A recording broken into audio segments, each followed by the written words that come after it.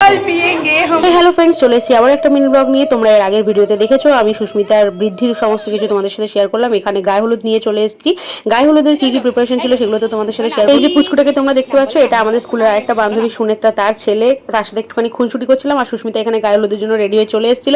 हमको कुछ नहीं बोलना, हमको सिर्फ ছাওয়া में হেরানা। এত রোদের মধ্যে একটা ছাওয়া পেয়েছি এখানে, তাই না বল মেঘা? এত রোদের মধ্যে এখানে একটা ছাওয়া পেয়েছি, আমরা দুজনে মিলে এখানে ঢুকে গেছি। হ্যাঁ, ঠাটা পোড়া রোদ, তার মধ্যে এই অবস্থা।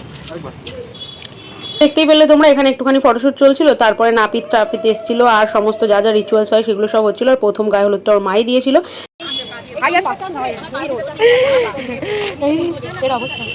তারপরে এই রোদে আমরা এত পাগল হয়ে যাচ্ছিলাম, আর কি বলবো, মারাত্মক রোদ ছিল সেদিনকার, মারাত্মক গরম ছিল তেমনি। গায়ে হলুদ সমস্ত কিছু কমপ্লিট করে নিয়ে তারপরে চলে গেছিলাম সোজা খেতে। এত বেলা হয়ে গেছিল আর ভীষণ জোরে খিদে পেয়ে গেছিল, কারণ খেয়ে দিয়ে তারপরে রেস্ট নিয়ে বাড়ি থেকে আবার রেডি হয়ে আসতে হবে তো বিয়ের জন্য নাকি।